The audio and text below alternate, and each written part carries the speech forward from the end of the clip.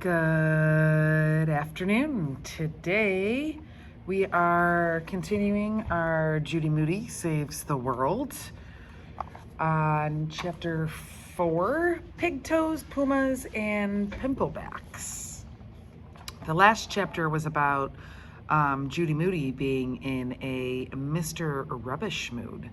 So let's find out what happens after Judy runs off to school on her bike, trying to make her house a more forest-friendly environment. Pigtoes, Pumas, and Pimplebacks. At school, Judy wiggled all during math in the morning. She squirmed through spelling. At last, it was science. Over half the world's plants and animals are found in rainforests, Mr. Todd said, which is why it's so important to protect the rainforest. The health of our whole planet depends on it.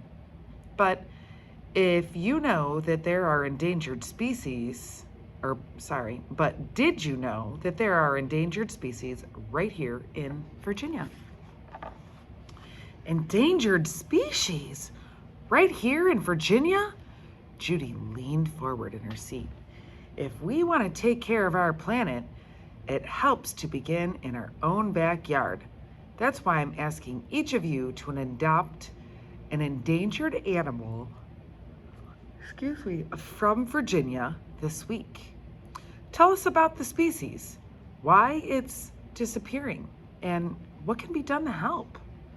Adopt a small animal. She can help an endangered species? She, Judy Moody, could help save the entire state of Virginia. Mr. Todd was shaking a coffee can. Each slip of paper has a name of one endangered animal on it. When I call on you, come up, take one slip of paper from the can. Who wants to be first? All hands went up in the air. There's the little can with everybody's names and endangered species. Rocky, Shenandoah Salamand, said Rocky, reading his slip of paper. Frank Pearl, a monkey face mussel. Rare. Judy waved her hand in the air like a flag. Mr. Todd still did not call on her. Brad got the bald eagle. Haley got the puma. Randy got the leatherback sea turtle. Jessica Finch, a shiny pigtoe, said Jessica. Yippee! Judy could not think of anybody else who would want to adopt a pig's toe. Well, Mr. Todd called out more names. Judy turned around and said to Jessica, here's a picture of all of them raising their hand. It looks like Judy's not too happy. I wonder what's happening. A shiny pig toe is a pig with nail polish. She cracked herself up. Judy Moody. Judy turned around. Her hand, the only one still left in the air. One left, said Mr. Todd. Come on up. Finally, Jody unfolded a small slip of paper. A northeast beach tiger beetle, she read. Northeast beach tiger beetle? A northeast beach tiger beetle was not even an animal. It was a bug. An ickety-crickety old creepy crawly. If we don't like ours, can we trade? Judy asked. I'd like everybody to stick with their choices, said Mr. Todd. What if we've never even heard of it? What if we don't even know what it looks like, said Judy. That's the fun of it, said Mr. Todd. Find out. Go to the library and look at books and magazines, or search the web at the computer lab. And this Thursday, we'll be taking a class field trip to the museum. We should have information on excuse me, which should have information on all of your adopted animals. A big museum or little museum? Asked Frank. Little, said Mr. Todd. The class groaned. The big museum meant the Smithsonian of Washington, D.C., or the one with all the planes. The little museum meant the Science Museum down the street. It had trains, toy trains, plastic dinosaurs, and 100-year-old pictures of Virginia stuff. The best exhibit there is the cobwebs, Rocky said. When Thursday came, Judy wore her tiger-striped pajamas to school in honor of the tiger beetle. At the museum, Mr. Todd introduced the class to the museum lady. This is Mrs. Stickley. She's going to tell us about the endangered species in Virginia.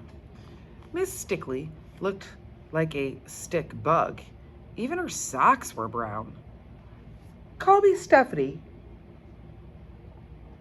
said Miss Stickbug. Class, said Mr. Todd, I expect you to give Stephanie your best third grade listening ears. Frank pretended to take off his ears and handed them to her. Judy cracked up. Miss Stephanie Stickbug took them on a tour of where the wild things aren't. She showed them a real live Shenandoah salamander, a Virginia fringed mountain snail that looked extremely sluggy, and a stuffed flying squirrel glued to a board. A flying squirrel? Is his name Rocky, like in Rocky and Bullwinkle? Asked Frank. Yes, said Miss Stickbug. As a matter of fact, it is. His name is Rocky, too, said Frank, pointing at Rocky. Hey, Rocky, you're a squirrel. And you're Bullwinkle, said Rocky. You're a moose. Ha! Judy was dying to ask Miss Stickbug a question. Here is Rocky, the squirrel.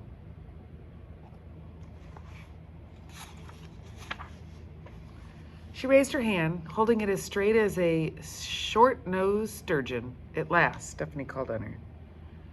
Do you have any northeast beach tiger beetles?